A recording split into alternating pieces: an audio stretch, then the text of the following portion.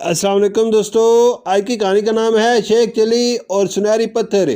شیخ چلی ایک معصوم لیکن خیالی پلاؤ پکانے والا شخص تھا۔ ہر وقت کسی نہ کسی خواب میں گم رہتا، کبھی سونے کے محل، کبھی شاہی دسترخوان اور کبھی گدھے پر بیٹھے بادشاہ بننے کے خواب دیکھتا۔ حقیقت میں اس کا سب سے وفادار ساتھی اس کا گدھا تھا، جس کا نام اس نے بادشاہ گھوڑا رکھا ہوا تھا۔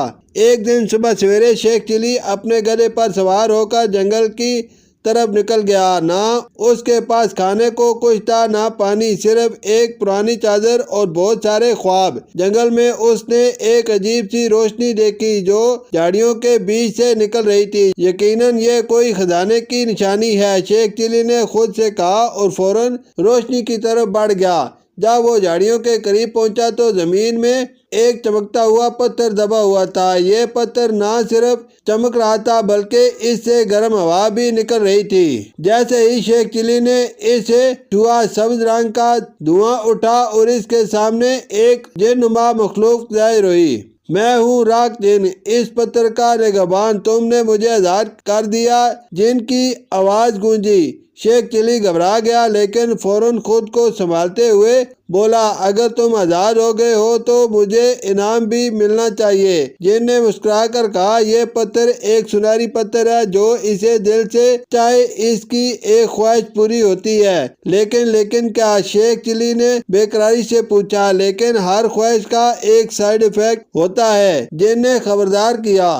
شیخ چلی نے بنا کچھ سوچے سمجھے کہا، مجھے سونا چاہیے، اتنا کہ دنیا کا سب سے امیر آدمی بن جاؤں۔ جن نے پتھر پر جادو کی ٹپکی دی اور فوراً زمین سے سونے کے سکے، زیورات اور دولت نکلنے لگی۔ شیخ چلی خوشی سے چلایا، اب آیا ہے شیخ چلی کا زمانہ۔ مگر اس کے ساتھ ہی ایک سنہری بھوت پیدا ہو گیا جو شیخ چلی کا تعاقب کرنے لگا۔ سنہری بھوت بولا، تم نے بغیر سوچے سمجھے خواہش کی، اب میں تمہارا پیچھا نہیں چھوڑوں گا جب تک تم یہ دولت واپس نہ کرو۔ شیخ چلی جن کو پکارنے لگا لیکن جن غائب ہو چکا تھا۔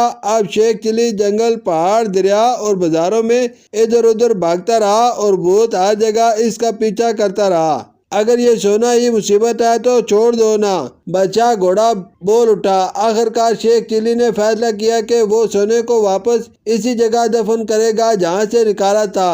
جیسے ہی اس نے ایسا کیا، سنہری بھوت دھواں بن کر غائب ہو گیا، لیکن ایک چھوٹا چمکتا ہوا سنہری پتھر اس کے پاس رہ گیا، اصلی سونے کا پتھر۔ شیخ چلی نے سوچا، اب اگلی خواہش سوچ سمجھ کر کروں گا۔ جب شیخ چلی واپس گاؤں پہنچا تو سب اس کی داستان سن کر حیران رہ گئے۔ کچھ لوگ ہنسے، کچھ ڈرے اور کچھ لالچ میں اس سے پتھر چھیننے کی کوشش کرنے لگے۔ لیکن اب وہ سمجھدار بن چکا تھا، اس نے پتھر کسی کو نہ دیا بلکہ اسے اپنے گدھے کے گلے میں ایک تعویذ کی طرح لٹکا دیا۔ اس نے گاؤں میں ایک چھوٹی سی لائبریری بنائی جہاں بچے آ کر کہانیاں سنتے۔ وہ روز ایک نئی کہانی لکھتا، کبھی راک جن کی، کبھی سنہری بھوت کی، کبھی بادشاہ گھوڑے کی۔ شیخ چلی نے فیصلہ کیا کہ اب وہ آخری خواہش صرف اس وقت کرے گا جب یقیناً ضرورت ہو، اور وہ وقت آیا جب گاؤں میں قحط پڑا، بارش نہ ہونے سے کھیت سوکھ گئے۔ تب شیخ چلی نے سونے کے پتھر کو ہاتھ میں لیا اور کہا، میں چاہتا ہوں کہ میرے گاؤں میں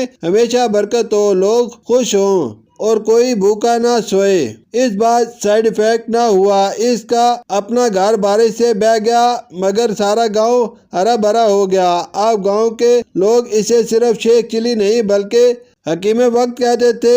اس نے سب کچھ قربان کر کے گاؤں کو بچا لیا۔ آج بھی بچے اس کی لائبریری میں جا کر سنہری پتھروں کی کہانیاں سنتے ہیں اور وہ گدھا جس کے گلے میں سنہری پتھر لٹکا ہوتا ہے بچوں کے ساتھ کھیلتا ہے۔ شیخ چلی کی آخری بات سب کو یاد ہے، عقل مندی یہ نہیں کہ تم کچھ بھی مانگ لو، عقل مندی یہ ہے کہ تم وہ مانگو جو سب کے کام آئے۔ شکریہ۔